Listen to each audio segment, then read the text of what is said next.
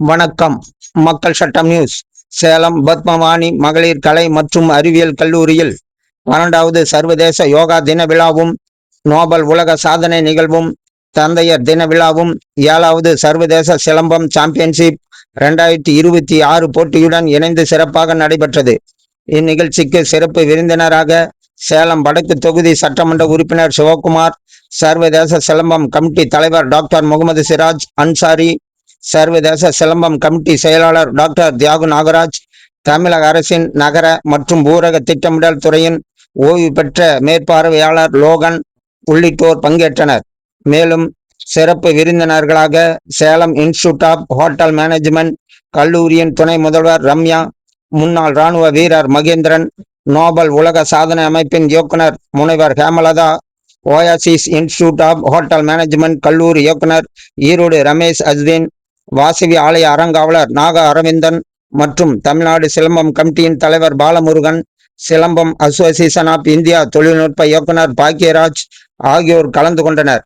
இந்த நிகழ்ச்சியின் முத்தாய்ப்பாக லோட்டஸ் கண் மருத்துவமனையின் இலவச கண் பரிசோதனை முகாம் நடைபெற்றது.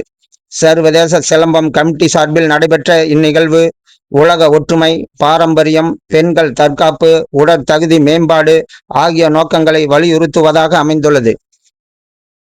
மரம் நடுதல், மரக்கன்றுகள் நடுறது இன்னைக்கு நாங்க தொடங்கி வச்சுட்டு வந்திருக்கோம். அடுத்தது பாத்தீங்கன்னா மருத்துவ முகாம், இரத்த தான முகாம், ஏழை எளியோருக்கு சீருடை வழங்குதல், பள்ளி குழந்தைகளுக்கு நோட்டு புத்தகம் கொடுக்கிறது போன்ற நிகழ்ச்சிகள் நடைபெறுகிறது. இரவு 7 மணி அளவில் தங்கத்தேர், முதல்வர் பிறந்த நாளை முன்னிட்டு சுகணேஸ்வரர் கோயிலில் தங்கத்தேர் இழுக்கிறோம்.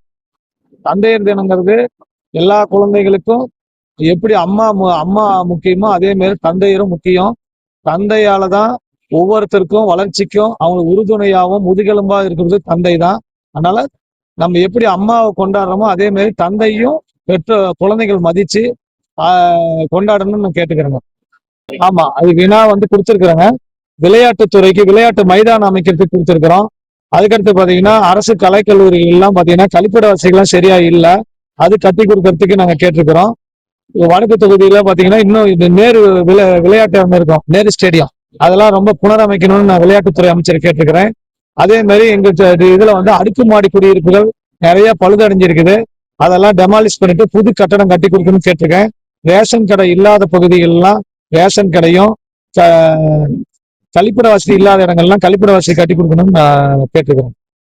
Today in Salem, the 7th Salem International Championship is open, and we have 100 of players came to Salem, and it is a great opportunity for them to play here with the variety of many age group students come across many states and other part of the places. And here one great opportunity that United Nations Economic and Social Council has recognized our Silambam as a international sports.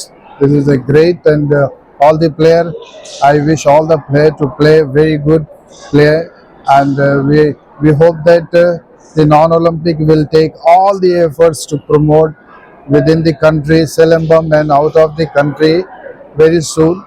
And today I also wish the International Yoga Day also, and Father Day also, and all my colleagues, Hemlataji's father's birthday, and I wish my all officials, they organize very good events here, hoping it will be a remarkable events, and we will hope next the larger and bigger events also in the other part of India and other countries also. Thank you so much. அனைவருக்கும் வணக்கம். இந்த 7th international championship போட்டி இங்க சேலத்துல எங்களுடைய ஒரு தனியார் கல்லூரியில் அழகா நாங்கள் நடைபெற்று கொண்டு வந்துட்டு இருக்கோம். இன்று 12வது உலக யோகா தினத்தை முன்னிட்டு உலக சாதனையுடன் இந்த சிலம்ப போட்டி நடைபெறுகின்றது.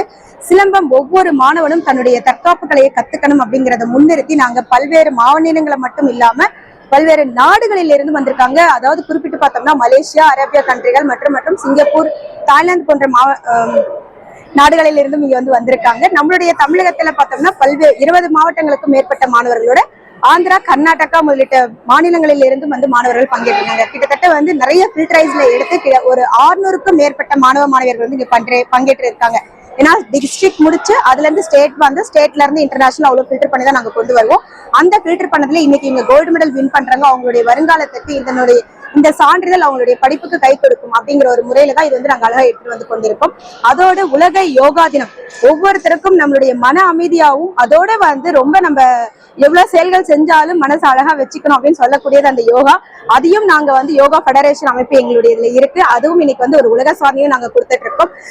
அதை விட இன்னும் முக்கியமா வந்து தந்தையர்கள் தினம். ஒரு ஆண்மகனுமே பெற்றெடுத்த அல்லது பெறாத குழந்தைகளுக்கும் வந்து தந்தையாக ஒரு ஆசானாக திகழக்கூடிய ஒரு அமைப்பு எங்க அமைப்புல இருக்கு. இதுல ஒரு முப்பெரும் விழாவா இன்னைக்கு நாங்க எதாவது சிறப்பா கொண்டாடிட்டு வந்துட்டு இருக்கோம். நன்றி, வணக்கம். ஹேமலதா, நான் Olympic times member and then Nobel world records director.